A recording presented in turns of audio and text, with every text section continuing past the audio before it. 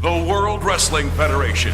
For over 50 years, the revolutionary force in sports entertainment. What's our name? Well, men on the Are you ready? Well, Here we go. Men on a mission. Bam, bang, boom. Here we go. Welcome to the New Gen on a Mission podcast on the Backbone Wrestling Network. I'm Tim Slomka. I'm JP. Thanks again for joining us again. As always, we're on a journey to relive the new generation era to find the best and some of the worst of a wrestling time period often forgotten. Bret and Shawn Survivor Series 92 to Bret and Shawn Survivor Series 97. We look beyond the pay-per-views, examine the weekly TV, see what worked, what could have worked, and what failed. JP, how was life? Pretty good, man. Pretty good. How you doing? I'm doing okay. Putting away the Christmas stuff today, so that season's over now. But it's kind of fun. The cold's here, like the cold is in Chicago, and we actually have it too. Yeah, I've heard. Yeah, it's been in the all 30s. over. Yeah. The Atlanta. I know Chad posted some photos of that snow and things like that. But it's not too bad here. I would not complain about what we're having right now. So, two northern teams in the college football championship for the second straight year, and 30-degree weather in January. I think the South is done. In shambles right now. Yeah. I know. And then it's like two. They talked about that with that. What is it?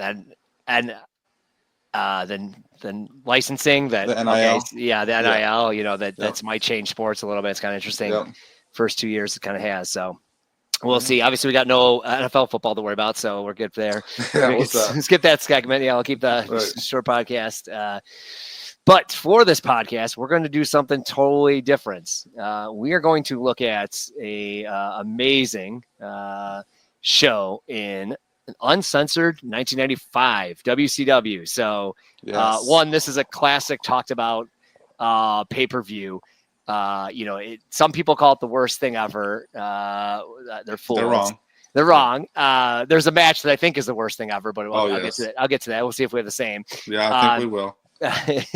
But I do think it's kind of critical as we come into 95, and we try to be positive, right? On 95, we're not all hates, right? We're bringing the goods, and some of what happens, right, in 95 in WWF is just the lulls, right? We're going to see some of that, and we're trying to find the good. But this pay-per-view starts kind of that downfall, of people leaving WCW to become the superstars of WWF. And they don't all hit right away, but, the first match is a guy that gets dropped and, immediately then comes to WWF and brings a different edge to him, right? So I think it was kind of a, fun pay-per-view to choose for. I don't know if we'll do all these, every WCW, but this is of all of them, this is the perfect one to kind of dip our toes into WCW. I think the other thing that it does is it gives you a snapshot of wrestling all over the world. Like maybe later on we can watch an ECW show, in 95, or a Smoky Mountain show. Just something that kind of gives you all right, maybe WWF really is terrible, because right now we're kind of in the vacuum, in the bubble of just WWF, so we kind of appreciate certain things more. Then you can see a show that you can see a show that people say, oh, this show sucked for WCW, but then you compare it to what we've been watching, this wasn't really that bad. Just a good overall view. Stuff like this. Yeah, I just pulled up History of WWE just to make sure I have my notes, and the first thing you notice is that Steve Austin is on the Dark show or Dark match. I think this is just what I got to mention. We're going to talk about Hogan a lot here, but this just kind of sets up of hey, in WCW it becomes the Hogan promotion, right? Kind of like WWF was, and the guys that don't like that come over to WWF and make the impact, right? Between Austin, between Goldust, between Mick Foley wasn't on this one, but those are the guys that make the impacts. That changes at least the way of the promotion. I don't know. You could say Austin was a superstar and everyone saw that. I think that's a little bit hard fetching. I think he was the right place, right time guy, but he ran with it too. But it is these guys that move over to WWF that really drive, their attitude era success. So and I think what you said about the Hogan stuff, you can see a lot of this stuff, especially in the main event, is 91 WWF. Sid WWF. throwing Sid over the top rope in the ring. Just all those things that everyone hates, right? Getting booed, but changing the audio. Just all those things, right? So, should we get started on the event then? Yes, sir. So we are the first ever Uncensored This is from Tupelo, Mississippi, live. The place they go to, I think, definitely for next year's Uncensored, but definitely a spot they go to in the for a couple events in the winter time. I'm guessing just the weather's easy to deal with, so they know the pay-per-view can come off without hitches. So it makes sense. It's a place they love going to. I don't think WWF has ever done anything from there, but it's a WCW staple, which again, it makes sense because they were more of a Southern, especially in the early days, Southern versus WWF. So Tupelo, Mississippi, got Bobby Heenan on the call. We got Tony Schiavone on the play-by-play, so pretty cool there. We start off with a cool package of just talk about how on Uncensored will be no rules, and they really build up, the different types of matches. So I'm going to screw up which one's which because I didn't take the best notes of which match was which. But boxer versus martial arts and wrestler versus boxer and all these different rules. I know I made mistakes on there, but strap match and just everything's different, right? And so they're trying to give something a flavor to everything different. I like the idea of it. It stretches a little silliness of some between the 2 years. I'm pretty fond of 96 is watched a lot, and it gets a little silly between the two. But, it's kind of that idea of hey, this is nothing on this pay-per-view will be normal. And then one thing they also talk about in the package is about there's no rules for the entire night. So that's confusing. Yeah. And one thing that is happening in general in wrestling and really not the WWF is there is that little tint of hardcore coming. So ECW went extreme the summer before with Shane throwing down the belt. Smoky Mountain's got a lot of blood in their big matches and stuff. USWA not so much. They have it their Monday arena matches, but the other thing is too, with this being their first uncensored kind of their version of a one night stand ECW kind of thing, all the gimmick matches. Yep. It being in Tupelo is, I don't know if have you ever seen the Tupelo concession stand brawl from Memphis? Well, I that's what they reenact, right? They try to reenact in the Nasty Boys match. So I have seen it just because of hearing about that, right? But not on my way. That's considered one of the starting points of American hardcore, as far as the broadly accepted. You've got spots here and there, but that's one of the things that inspired FMW and Onita and stuff like that. So yeah, it's just a cool connection. I don't even know if they meant to do it that way. Knowing WCW, they probably didn't, but. Just a cool little. I think it was definitely a nod to it. They didn't say it on commentary, which means probably Tony Schiavone didn't understand it. Right. But I think the Nasty Boys definitely ran in those circles, right? Yeah. So I think they would have definitely done that, and probably the Harlem Heat as well. So, anything else you want to add before we get started? No, I think we're good. All right, then and we also get the. So I did some. Because I was so confused because I was trying to find it on Wrestling Warzone, and I was how can I not? I kept searching for it. I'm they had to do this one, but they did their show starting in September. So I went to some other podcast feeds, which I was kind of disappointed. I couldn't find anything as good as North South Connection or Backbone but so I went to a couple of different wrestling feeds to listen to stuff. And what I did, which was not the best podcast, but Kevin Sullivan's podcast, I listened to about this. So that co-host is terrible. The co-host, Kevin Sullivan's bad too. Yeah, his mic is terrible. Yeah. His mic, yeah. So I don't think I've ever listened to it before, and it was tough to get through. But he talks about how he was not brought in on the ultimate surprise, and he totally craps on Hogan the whole time, just saying Hogan just wants his win back. That's I'm sure why he brought him in. Jimmy Hart was behind the whole thing. They were really hoping that Hogan Warrior would get mad about this and sign with them. They're he's kind of defended himself on that. Which is kind of interesting. So they make this idea that their ultimate surprise is here, and it's the Renegade. A guy I feel bad for who's super athletic and obviously has a tragic ending. But this is just not set up to be anything positive, right? Exactly. It's ridiculous. And I mean, we get it later with fake Razor and Diesel, but this is just silly. So yeah, he's just a pawn. Yeah, it's bad. I think he's athletic. He jumps over the top rope, lands on his feet. He's got some things, but it's just made a mockery of him, right? And no true end game for it besides just hoping Hogan gets his win back, which is again just ridiculous. Do you want to do the King of the Road match? All right. Okay, all right. So this is a match that our fellow confidant Jenny loves as well as myself. We bonded over this a few years ago. When she said she loved this match, I was holy shit, someone else jokingly loves this match. So basically, this is I don't know, they're on the back of a flatbed with a bunch of hay, moving down the road. I don't know.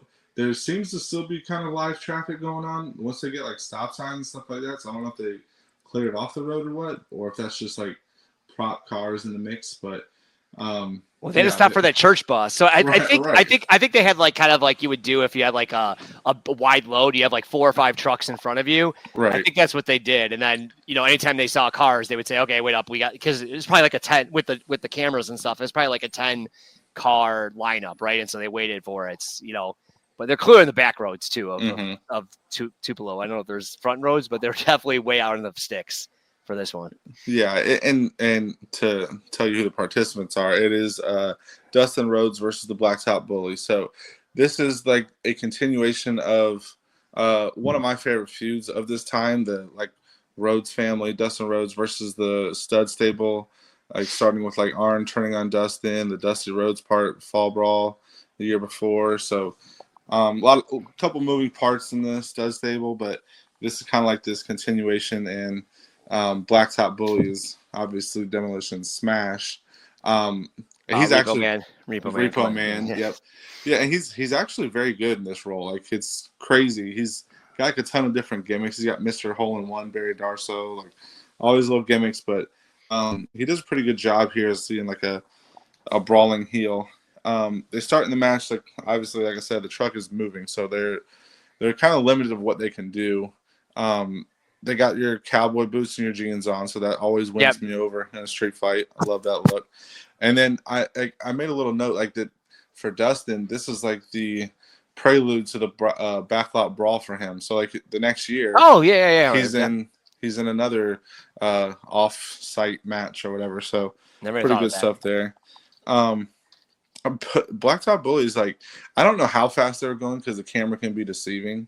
Like, I don't know if it could have been 30 miles an hour, could have been 50, could have been 15, I don't know. Bobby, I think, said 55 at one time. But, okay. I mean, Bobby, this whole pay-per-view, it's not at Bobby Heenan's best pay-per-view. Exactly. He seems to be mocking it at times, like right. the idea of the event, which you do on the outside, right, looking at it. But I think he does say 55 miles an hour, which is, yeah, but I have my notes. Bobby says they're moving 55 miles an hour. You would die. Okay. Like, you would literally die. That's why I think they were going maybe 30, 35 or so. But still, Bully is like half out of the cage, half in it. So they, like, even at 30, that's pretty ballsy. Yeah. Just the way he was leaning. With no clip. He had no clip on there. I look at that part. Yeah, that's scary. And I was like, oh, shit. So, like Dustin, at one point, he's climbing out, and Dustin, like, there's some good brawling in there. It's not like the greatest.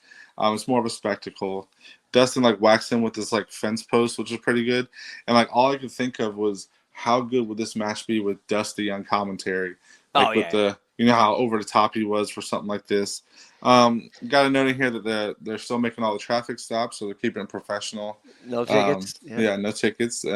Dustin's bleeding at some points, which is a big knock on this match. Mike Graham is the agent for this match. Like, legendary, there's like a setup thing going on here, right? So Mike Graham was the agent. I know he's had beef with Dusty in the past, like over the Florida territory. He supposedly told Dustin and Blacktop Bully that they could blade, but there was like a strict company policy that they couldn't. So unless you're Hogan, right? So them bleeding in this match ultimately got them fired. So yeah, exactly. Unless you're Hulk Hogan. So that's one little footnote there. One other thing in this match is like, so as they're in the middle of brawling, it goes out, and Tony Schiavone, it's probably like 5 or 6 times, Tony Schiavone will say microwave interference. That's a new term for me. I never really heard that before, especially when it comes to the back of a flatbed. So that it does kind of add to it though, because it doesn't seem like it's crisp. Then there's this part where like Dustin's climbing, you think he's almost gonna get there, and Bully throws like this big ass water barrel at him, like a huge. Why was it in there? It was awesome. Right. Yeah, it was awesome. So it was crazy. Then they're kind of like both brawling up to the top. Bully finally knocks Dustin down with like some object he has in his hand, like a little, I don't know what that was. It was like Billy a little club. Yeah, Billy club something. So knocks Dustin down, and the object was to pull the horn, and you're the victor. So he pulled that, and Your winner is Blacktop Bully, and not. I don't want anybody that's like a star rating guy to go out and watch this match and like, what the hell are you talking about? Like, that's not what this is intended for. But just a fun spectacle match, I think, to watch, and a good way to kick off the show. Yeah, I got a lot of the same notes you do. They do drive all through town. It's a very long match. Now, they said they taped it a couple days before, which makes sense. They obviously splice parts around, so you can kind of tell the commentary is a little not flat, and that's probably why the microwave interference was to make it so it's they can pull away and then go back. They do drive through like the trailer parks, and Bobby was good there. Like, that's where he's good. Like, kind of making fun of them and saying that's the downtown. I saw a 1-story building, like that's City Hall, that was where he was good. But when he was just kind of mocking the rules of 50 miles an hour and like, oh, they should just blow through the stuff. He was just over the top, right? You couldn't hear the crowd at all. So, again, probably mic'd okay, but it's one of those things kind of like the Boiler and Brawl, where it's like, you can't hear it at all, right? And like, you have no idea if people like it in the crowd or like what's getting things. So I think that hurts it a little bit from like a negative standpoint. I forgot Blacktop Bully won. Like, that was crazy that he won. Like, I thought for sure it was Goldust. I thought it was Goldust for sure. And then it's like, he beeped the horn. I'm like, there must be something else. And then they went. Then of course they go to the arena and start shooting off fireworks because, like, of course WCW like can't contain themselves. Pretty funny there, and it's a fun match. It's different. It's such a cool idea. It kind of gets, I think, negatively played too because they got fired. I think if like that didn't happen, it would just been like, hey, a unique, different type of match, right? There's so many of those in WWF, and they don't get ripped on them for it. Like the Backlash Brawl, like that doesn't get this negative thing that everyone else hates, right? And so. And it's dangerous as hell too. Like, oh my god, yeah, that's Well, it's metal, right? It's like metal on there, right? Like, there's no way that can't be steel, right? Because it's just like it can't be plastic. So like, it was definitely very dangerous. So it was a fun match to start off. We'll move on then. We'll move on to this is where I think I screwed up. I think it's martial arts versus wrestler, not boxer. Well, it might have been boxer. What is Duggan even? Who knows what this one is a martial arts match. Okay, that's it. Okay, so we get Sonny Ono as the referee, which is pretty unique. We get the commentary of Bobby Ono or Bobby saying they used to date Cher. Thinking Sonny Ono, but definitely have fun stuff. We get Duggan out, huge USA chants during the match. Like Duggan brought the crowd into it. So again, you couldn't really tell what they enjoyed the first match, but Duggan got the crowd into this thing. It's weird, Bang. Have they ever brought him up as like a martial artist? Like, I feel like no. Like, yeah, that was very weird. Yeah, like all of a sudden he's got a headgear and everything like that. I thought it was weird that Duggan. It was kind of an okay match. It was just silly, the stipulation, but Duggan got the 3-point clothesline and Mang no-selled it. I can't believe that. I've never seen anyone not take that like strong. Yep. But then somehow one punch by Duggan, then after that, Meg sells like he's knocked out from. And then we get the classic of Uncensored here where Parker just gets in the ring, so it's 2-on-1. Sonny Ono even holds Duggan's arm, and then Meg does a crescent kick to get the win. It's kind of unique there, too, where I put the back-to-back matches where heels win. So we started the card off with 2 heels winning. Like, this definitely was okay. I think it should have been Duggan winning, though, even though, like, Duggan rarely ever loses. But I think just from, like, a crowd standpoint, I thought that would have probably been a better way to do it. So, match. Duggan's over. And it's kind of weird at the Hogan time that he lost. Yeah, this was the match I hated the most on this card. I did not like the Duggan doing the whole stalling, didn't want to bow thing in the beginning. That just went on way too long. Ming being like playing him up as like the Great Muta, like with a mask on. Yeah. Good point. Yeah, Martial artist all of a sudden, like that was really weird. Yeah, I didn't get that part of it either. It was a cool little finish to the match.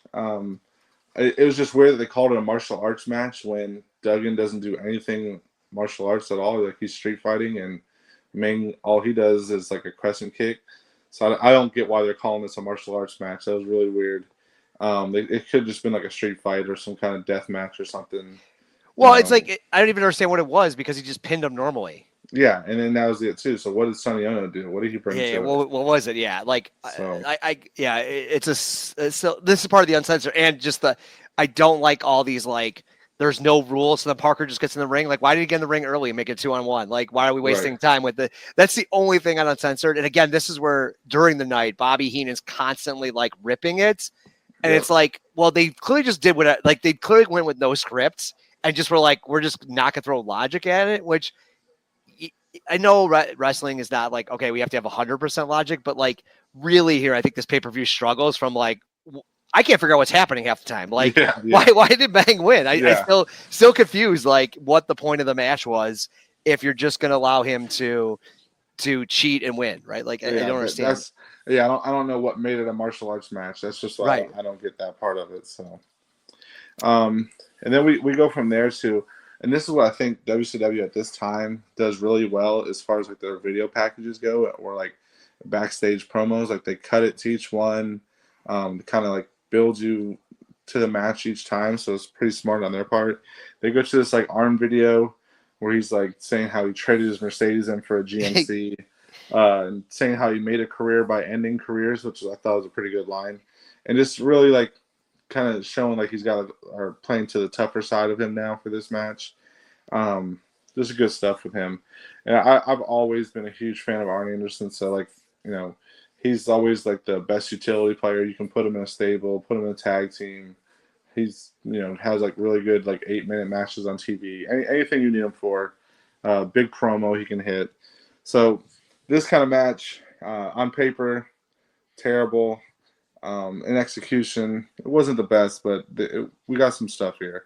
So this is a boxer versus wrestler match, and the boxer being Johnny B. Bad, the wrestler being Arn Anderson. So kind of playing the same as the martial arts match. Like I don't know what the rules are. Is it a boxing match? And Arn just doesn't get gloves. Like I don't know. Still another one. Like, it's just weird. So it's like it's a boxing match where he gets to punch him in the face, but Arn has to wrestle. I don't get it. So Bad lands like a couple shots early and gets Arn with like his punch drunk selling, which I always love with him.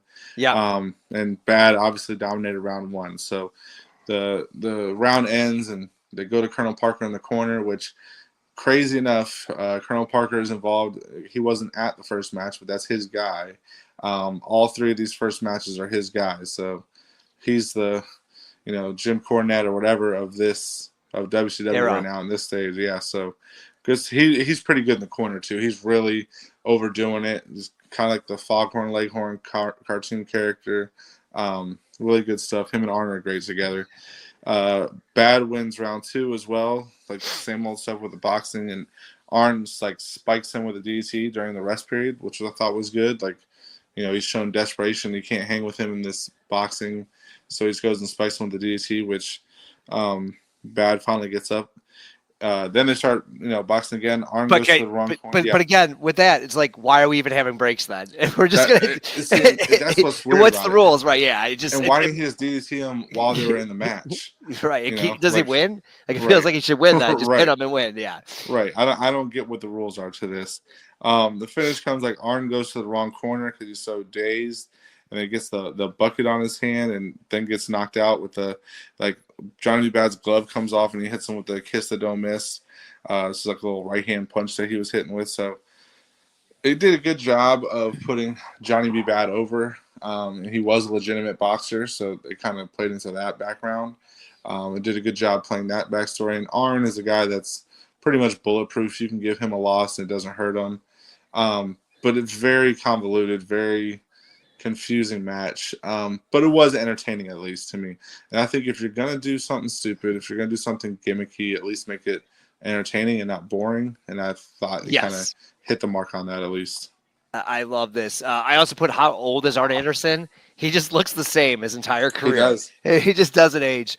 They got Ron Finnegan is I guess Mark Marrow's coach. Mm-hmm. He starts talking, but it's a scar in his mouth. So can't understand a word he does. I do love Johnny B. Bad's music. I think it's a great theme. One of my complaints earlier is some of the crappy themes WCW has, but I think Bad's music is actually really good. Again, I have multiple rounds, but then DDT, Johnny's gassed. I mean, boxing's tough, right? Like it is. Yep. He is absolutely gassed. Now I know he's a boxer in the past, but it's just a different type of training. So I liked that they had the Finnegan as well mic'd up, so that when he was talking to Johnny B. Bad, it sounded like he was actually telling him like, "Hey, look this way. He's moving this way." And then again, this is where Bobby's over the top about the DQs. And then the clock just randomly starts. So I don't know if like they ran out of time or something, because the clock just comes up to like start the next round. I thought the ending was amazing. The crowd, it bit it up. When that bucket went on his head, the crowd went absolutely nuts for it. And then the KO with it, like you said, without the glove on. I didn't know he was doing it at the time, but that's an awesome move. Like with the glove off. Again, like then Bobby started to say DQ, like he's cheating. But of course, like the whole match has been cheating. Right. But it was a fun match. The crowd was really into it. The problem with Uncensored again is like Bobby Heenan's making fun of it with the rules. The rules don't make sense. Me and you couldn't figure it out. They couldn't even figure it out. Like I said, the clock came up in the third round, which wasn't there for the other round. So like they clearly just like trying to get by. Too chaotic, but I thought it was a lot of fun. Match beats the other two matches. Definitely better than the martial arts match. And I think a fun idea. And again, like with the crowd, with the guy going home happy, that's like a WrestleMania moment. I thought that was awesome. And it made Arn like was strong throughout the match too. It wasn't like, oh, he kind of got like a fluke win on like a DQ move, like versus like, okay, Bad beat the crap out of him. So I loved it. I love this match. We go on to Macho Man highlights, which is just random. Like here's Macho Man and everything he's done in his life. And then we get him versus Avalanche. So big spot. They basically don't build this match up like a big time, but if you think like Macho versus Earthquake, like what a big match. The match is a little long for an Earthquake match. He is pouring sweat throughout the match, like just soaking himself in. And the match is a lot. I look at this but first it was this match is long. 11 minutes and 30 seconds, which is probably like the longest singles match ever for Avalanche besides like his Hogan match with SummerSlam, right? Like, but that had interference and that was a marquee match. So this was a little bit long. We also get then the amazing spot of, and I still don't understand this, but Flair dresses as a woman and then gets in the ring for a DQ. Right. Macho wins on a DQ on Uncensored. Now this is where even on the podcast, Kevin Sullivan kind of crapped out. I was like, how do you have a DQ finish in a pay-per-view with no rules? And he's kind of crapping out. I think they all kind of threw stuff at the wall and like, basically like whatever you said just went. So like, it kind of sounded like that. Like certain guys booked their own matches. Like it just kind of went. And when like no one thought to like, let's take a second back and think about this. So Macho wins on a DQ. It's the shot of him like throwing his wig off is so funny, but I'm not sure who he was trying to confuse. I'm not sure what the point of. Well, I think it's because Flair lost the retirement match to Hogan at maybe Halloween Havoc, and he was supposed to be retired, so now he has to be J. Edgar Hoover and come back in a dress and. Puts me to sneak into the building that way. Like there's no like, I could understand stuff like that. Like they show, but he just comes in the ring. It's like you've blown your cover. So like, shouldn't he be kicked out? Like it kind of like it was because he immediately throws his wig off, right? Like they don't ever make it like, oh, he's a mass assailant or something like that. And then of course we get a Hogan coming in to help save Macho. Hogan looks so small at this point. The steroids are off. You can definitely tell that. Like I think he goes back on the juice later, but this is like the smallest I've seen him in a long time. But 94, 95 Hogan was a really deflated Hogan. Yeah, so okay match, a little too long for it, and then just like convoluted. It's just all a storyline to bring up Hogan, right? Versus like Macho really winning. And the random Flair. I feel like maybe that's why this is named Uncensored, is because Flair just wanted to dress in drag. It was just very weird. It just, again, I don't understand the point of it. Like, there's just like, okay, he's in the building now. Is that the point? He dressed and he's staying as a woman to not get kicked. They didn't really make anything of it, and he's back later. So it's like clearly, it's like once he gets in an arena, then he doesn't have to leave. Like it's a cool idea, kind of, but it's just like an execution. It's just like, why is he still doing the women's stuff? I don't understand. Yeah, and it just sucks seeing Flair just be like just a shit disturber for Hogan instead of like the man, so that sucks too. But that's 95 WCW. Right. Well, certain guys get shunted down the card because of him. So and the next match is an example of that. So the next match is what was the franchise player of WCW, Sting, versus Big Bubba, who was the big boss man from WWF. This sucks to see Sting at this point in the card. Like when Hogan came, they immediately just shit on Sting and like put him, down the card a little bit. Like he wasn't even like Savage is Hogan's guy. Sting is not. Like Sting's not in that mix. So weird stuff here. But just real quick, but this match is near the end of the pay-per-view. Could have made this a marquee match, but they just didn't. Right. They showed a little bit of the feud, but like this is the third to last match. And if you want to say the match before this is a palate cleanser before the main event, like that could have been a big deal. And it's now it's just like Sting's out here fight Bubba. And yeah, I'm sure you'll get to the next commentary. Yeah. And I'm such a big Sting fan. Like I grew up like, a little bit before this, watching WCW before Hogan came, and I was really big on Sting. He's just WCW to me. Like, what you want about like his work, but he just was that guy to me. So like to see Hogan kind of take that mantle, it sucked at this point. But this was a very good match in my opinion, and Bubba had a lot of gas left in his tank. So there's like a lot of athletic spots to begin. I think these two mixed well because Sting is like your athletic muscle guy, like he's like Ultimate Warrior, but can actually move coordinated. And Bubba, for being a big man, can move too. So they did a lot of good stuff off of that. There was this sick release German suplex by Sting. Like German suplex, like Brock Lesnar style, just threw Bubba on the back of his head. It was sick. And Sting also goes for like this top rope splash for a 2 count. So like really big spots. Like they're just throwing bombs against each other. It's pretty cool. And Sting kind of like starts favoring his knee when he hits that splash. So they start playing into that. Then there's like the spot where like Sting's standing. They're both kind of dazed. Bubba's kind of dazed and he falls right into Sting's knee for like a chop block. So steadily working on that knee. And then the finish comes when Sting goes to body slam Bubba and Bubba falls onto him, giving him the win. So that knee just finally gave out and Bubba won like I don't know how long the match was. It felt like it was a little long, but it was pretty good. Just weird that like 3 out of the 4 matches heels have won so far. Oh no, actually Savage won, didn't he? By DQ, so never mind. DQ, yeah. But still, putting heels over clean. Yeah, a lot of heels over. And Avalanche looks stronger again. You kind of have Hogan saved the day, of course. That huge splash off the top rope was amazing. You get the classic Big Bubba shirt ripped wide open. I don't know why. Why he's the only person that like IRS wrestles in a shirt tie every time. Never his shirt busted open. Bubba comes in there. Yeah, Bubba's check to see if that comes like after a rest hold. Like he's probably like, "Hey, I'm hot, brother." Just like the Hogan's like a Hogan thing. Every match, it's just hilarious that even a different gear. They also mentioned he's no longer the Guardian Angel, so I forget what the switch is in the promo package. There was a spot where Bubba went to the top rope and collapsed. Like I was worried for him, like the way that looked. Like it just did not look good. And then we get, I know the crowd disappeared for a little bit of it. I think like back-to-back kind of similar style matches, right? We have littler guy versus a bigger guy. I don't know, Big Bubba's not as big as Avalanche, but you kind of back-to-back of that. So the crowd was a little bit deader for this. It was 13:45, so I thought it was a little bit long. I thought, do we really need Bubba in 15 minutes? I think this is when he's the worst, especially in WWF. Like he has...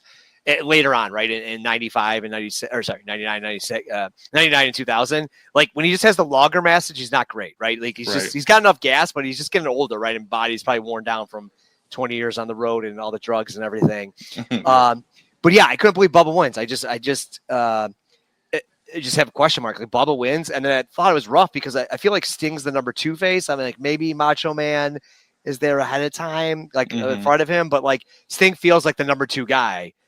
Even with Hogan around, right? And it does even later on. So it just feels weird to have Bubba win over.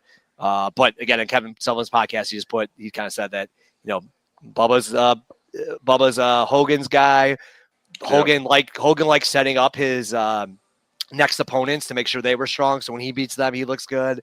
So just up and down this card, we get the same crap with Hogan. We get a full breakdown. Anything else you want to add on that? Nope. Okay. We get a full breakdown of the tag team matchup. Nasty Boys, Harlem Heats. I forget. I didn't write down who was the champions. I don't actually know. I think the Nasties were going in. I really don't know. To tell you the truth. I don't remember them with the belts. Though. I think it's the I don't know either. Yeah, they won. Yeah, they defended. It says in history WWE it says they defended the tag team championships. Yeah. I don't remember them coming out the belts. I don't think they came out with them. I don't think Harlem Heat had it because they're in their interview they were talking about going for it. I think so. I'm pretty sure it was the Nasties. So we get this tornado match, which basically means no holds barred, right? Like no rules. We Sherry in this match is an MVP. She gets the big. I mean, how many pity cities should she get during this 95-96 run? A long pity city in the room. The crowd eats this whole match up. The Nasty Boys are super over. Say what you will about them, like their in-ring stuff, but they don't have the crowd into it. They know the Pity City gets the massive attention. They know Pity City to Sherry gets massive attention. We had the sneak attack, which I hate because it's so over the top played, but the entrance where the camera misses it. It's like it's just bad because it's so set up. You can tell it's coming from a mile away with the over the top. Bobby, where are they? They're missing. Type announcing. And then after about 5 minutes in the ring, they go out to like you said, the Tupelo concession stands, and they have cotton candy machines and corn dogs, and they just go at it, right? They just go crazy, just hitting each other with plastic garbage cans, cotton candy, falling into the tables. There's mustard everywhere, as one Shivani says, almost in like his Yeti voice. And then classic WCW is the two guys go out of the concession stands and basically knock into the ring, the lighting, and clearly knock the lights out because you can see them flash. And all of a sudden you hear the bell ring because they missed the pin that happened. That's what I was like. What the hell happened? Yeah, because I had to go back and run. I'm like, what happened? And then that's when I noticed the flash of the lights. It's like they threw them into the lighting structure, which clearly they weren't supposed to do, and it clearly flashed the lights. Like it must have blown the power on it or something. And so then, like I said, then they hear the bell, and then on the replay they do show Knobs slams him into the table. A nasty spot, but he at least landed on the table, so it's kind of didn't look as bad for Booker T. But gets the pin. Even then they shove Sherry, and she slides across, and I thought she was gonna blow over ACL on that. Like she basically slides across the ground, that was and then scary. goes into it. The celebration is the only thing I think kind of sucks. They were gassed. Like the Nasty Boys were just pouring sweat and just absolutely gassed. They gave it their all for this 10-minute match. I love it. It is exactly what it is. It's like, hey, let's just go. This is the uncensored okay, there are clearly no rules, and we're going to stick to that, and we're going to take some gimmick, and we're just going to run with it and then do a pin, and then it's over, right? Like that's the way this match was. It's where the Nasty Boys are the best at, and I love this match, especially if it's a nod, like you said, it's probably a nod to a classic wrestling original. So I think all of it's pretty good. Yeah. So for one of my first notes was, hey, actual tag team wrestling, two tag teams facing each other in a good match, a good pay-per-view match. I thought this was awesome too. I love Harlem Heat. They're one of my favorite tag teams at this time. I like the Nasties in WCW a lot better than WWF. I feel like they fit better there. They're just they let them be a brawling tag. Well, yeah, WWF never would have that. I mean, I think of compare this to the Legion of Doom SummerSlam 91 match, where there's one ice bucket of drinks and that's it, right? It's a different style, for sure. Yeah, and the mustard stuff was good because in the original brawl, that was one of the things that got chucked and legitimately was a scary moment. They chucked a glass thing of mustard at somebody. And okay, I didn't know that. Yeah, okay. So that's a good callback if it was meant. So I'm thinking it was. Yeah. But this was good stuff outside of the finish being kind of not knowing what happened because, like you said, but then when you play that into it, it kind of plays into the unexpected of the match as well. So I thought that was pretty good stuff. Yeah, it's okay, but it's why only have one camera there? Right. It's just classic W. It's the production just seems shoddy. I like the the chaos of some of that stuff, where they have to struggle to it, but it was you only have one cameraman there. Come on, guys. It's more production of WCW versus the Nasty Boy. I thought at Harlem Heat they made that awesome. Hey, we're just gonna go do whatever we want type thing for 10 minutes. The only thing I thought would have made this match better is because the Nasty Boys were the faces here, is if they still would have had Missy Hyatt as their manager. She was their manager a few months ago prior to this, late '94. And then they could have played that with the Sherry dynamic as well.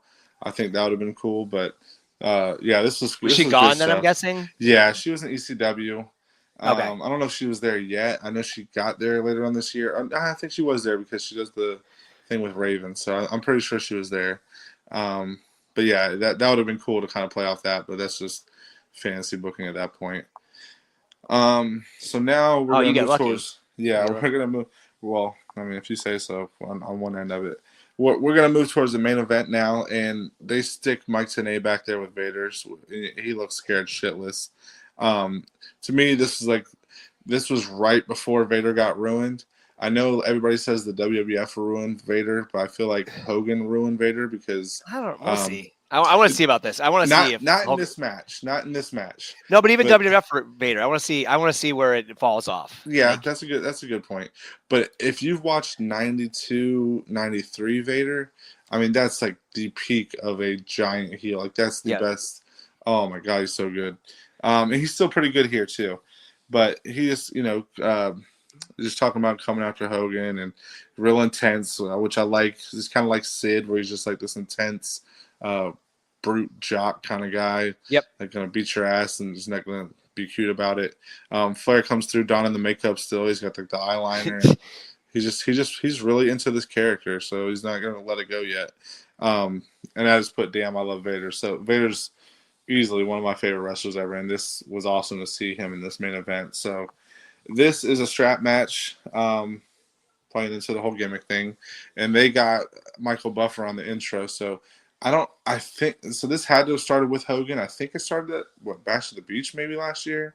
I'm not positive when the Buffer thing started, but this does add a really a big, makes it feel big time for their main events. He's awesome, but the amount of I think it's like 200,000 per appearance. Like it's some crazy. Number. It's absurd. It's absurd. Yeah.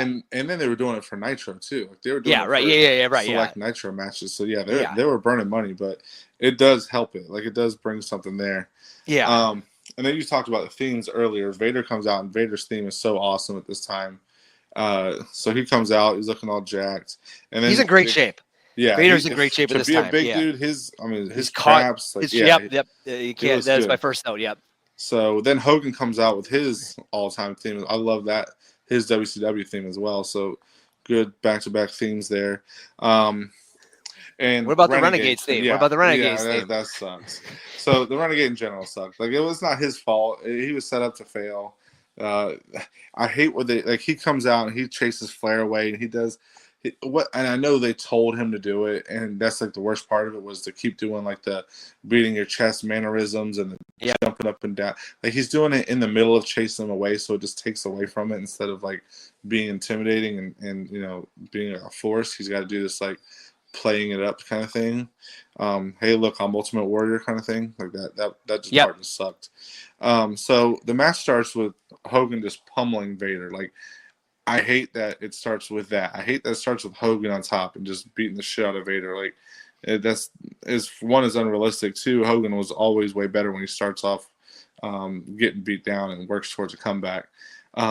Flair gets in the ring and he gets slapped around with the strap just for being in the ring. So that was pretty good. Flair's bouncing around, and then Renegade starts again with his mannerisms, which are terrible. Jimmy Hart eventually comes out looking all disheveled, which was very crazy. I do not like WCW Jimmy Hart. No, he's terrible. He's definitely in his hanger-on mode. But yeah, his shirt's he's got his big bub on with the shirt all open and everything. Then that causes Vader to hit Hogan with a very light choke slam. I know the thing was that Hogan did not want to work with Vader at first, and I guess they agreed that Vader was going to tone it way down before he worked with them. So yeah, he basically said if you hit me stiff, I'm quitting. Right. So yeah, and it was going to make Vader's life a living hell. So he had to change his whole style. You can tell with that choke slam because he was just spiking dudes before with it. And now he's walking them down to the mat. So that happens. Then Hogan hulks up after that and slaps Vader with the strap and then hits the leg drop. Hogan then hits 3 corners. So, in a strap match, you got to hit all 4 corners consecutively to win.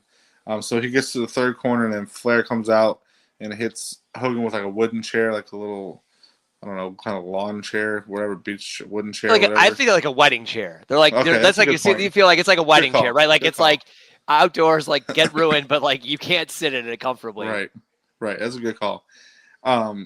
Flair hits him with a wooden chair, then Hogan tosses Vader, then no sells another chair shot by Flair, and a masked man to come out. And the wood goes everywhere. Right. It was crazy. Like it exploded. No sells that. So and then another masked man comes down. He comes to the ring, grabs the chairs and there's a face off. And then Arn comes out with his like mouth tied up in a black suit. And they're like, oh crap, we thought this was Arn in the ring. And then the masked man, unmasked to be Savage.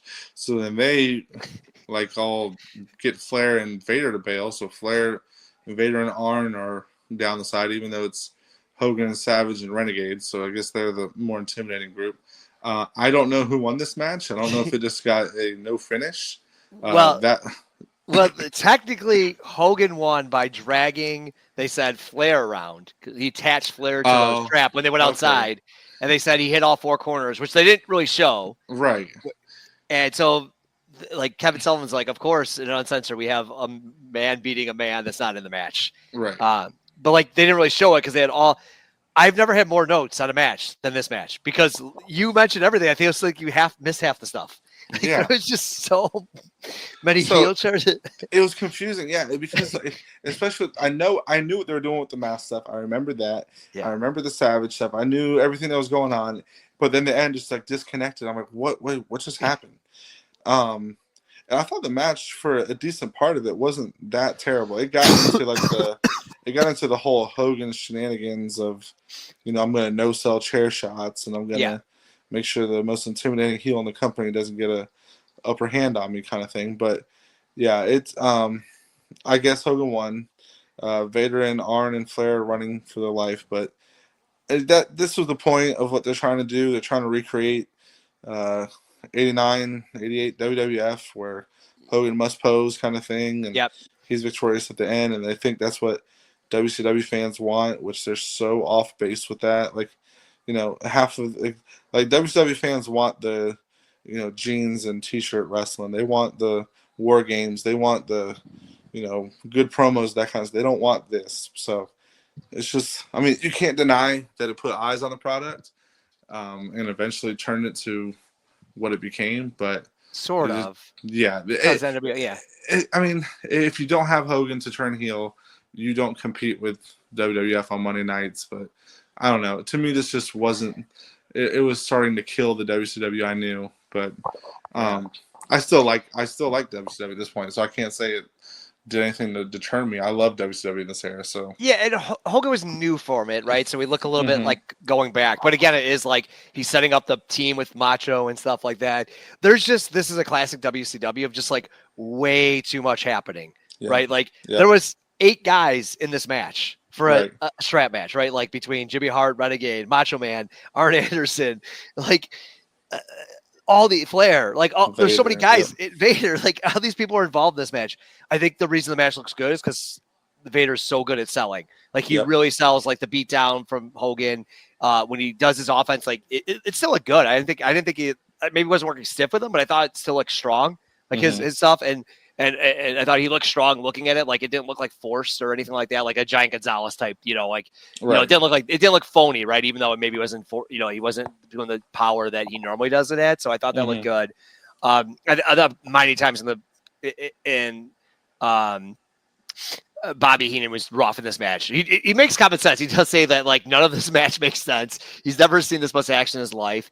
He talks about how the Jordan's retarement's on the back page of papers tomorrow, but this match will be on the front page. Right.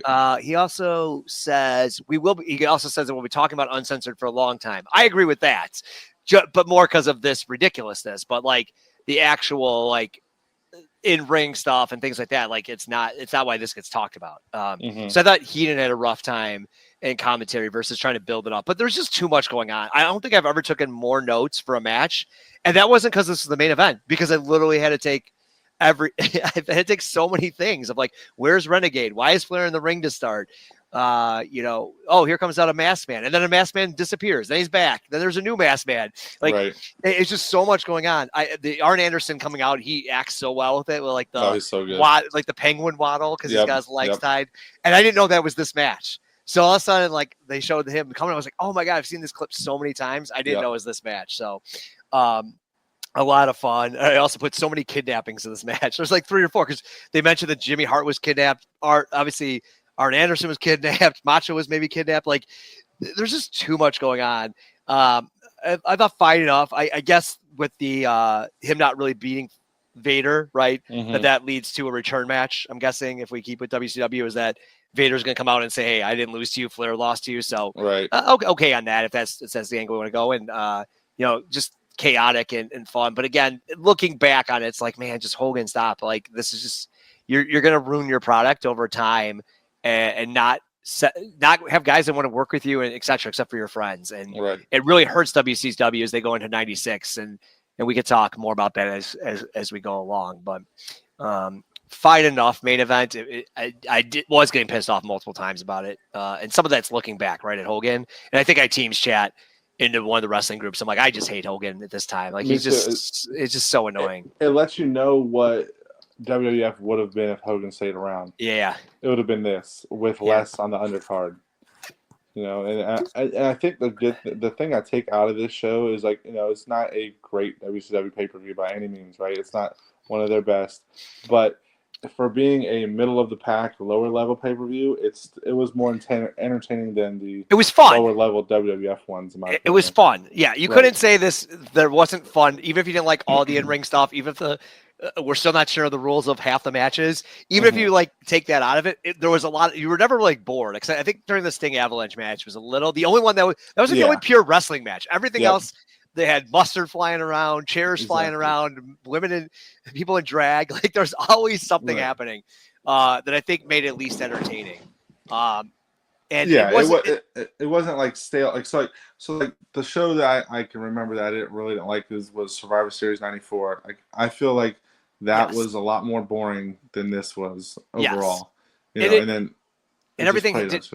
And I don't know how long that Doinks match, the Dinks match was, but that felt like it was like 30 minutes. There was some good comedy stuff in there, but it took forever. Here, like I said, besides Sting Avalanche, I thought everything kind of moved quickly, right? Like there was stuff happening. Yeah, like especially that I think the Nasty Boys are that tag team match. They really kept things moving, and that was like 8 minutes and done, right? Like there was a ton of stuff in there.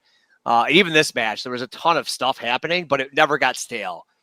Which sometimes will happen in 95 Hogan, right? Like just this long, prolonged beatdown just so he can make his massive comeback.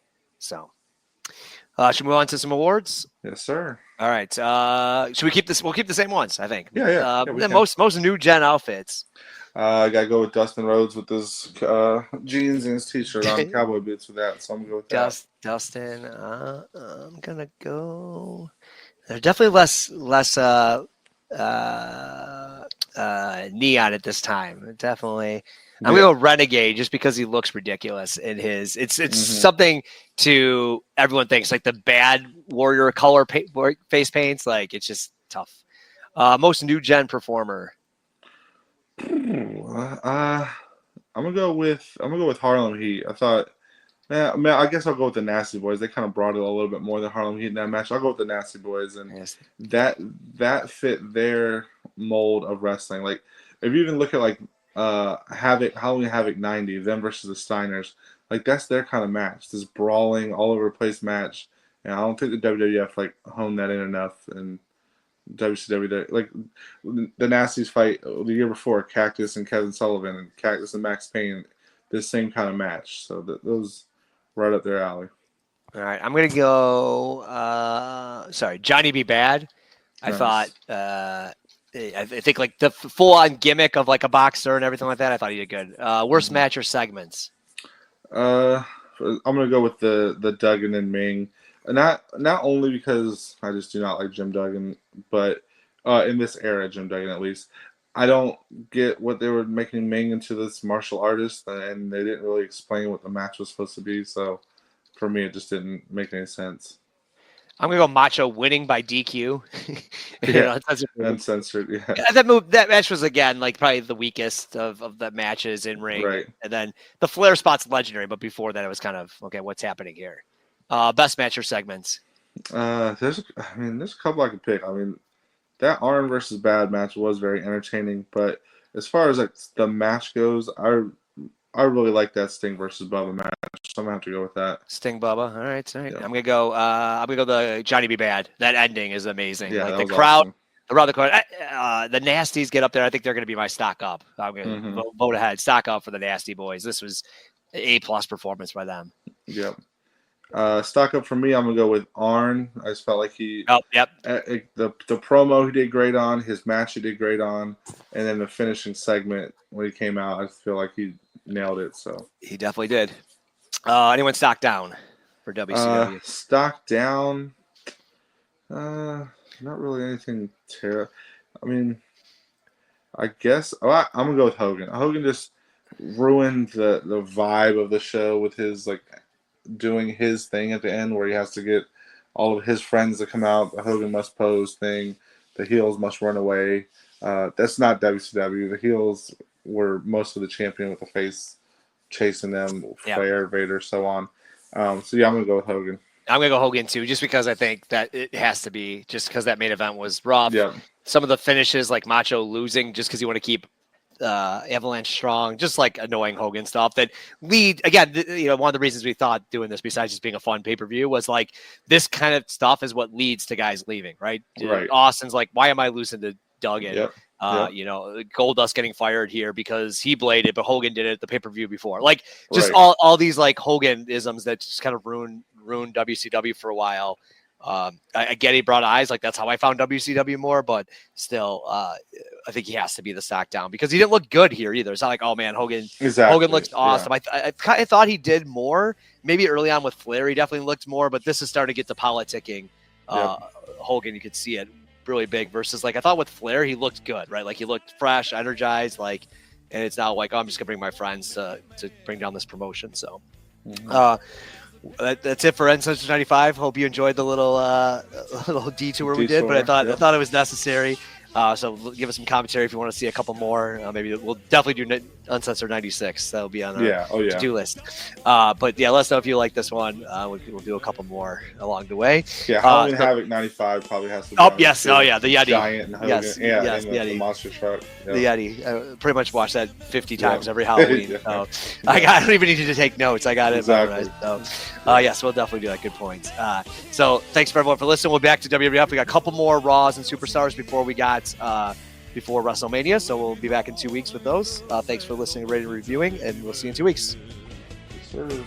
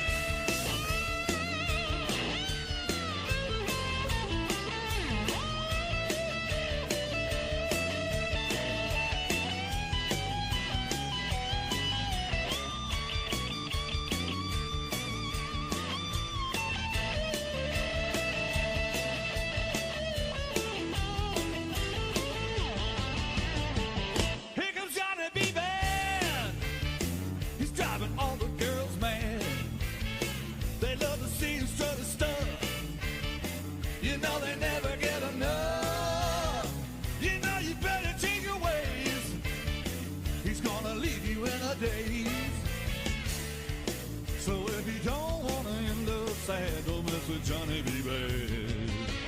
The girl said he's so pretty. That man from New York City.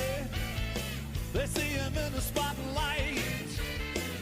Johnny B's gonna fight. Gonna mess with him. He'll put a left on your chin. So if you don't wanna end up sad, don't mess with Johnny B. Bad. I said, if you don't wanna end up sad, don't mess with Johnny B.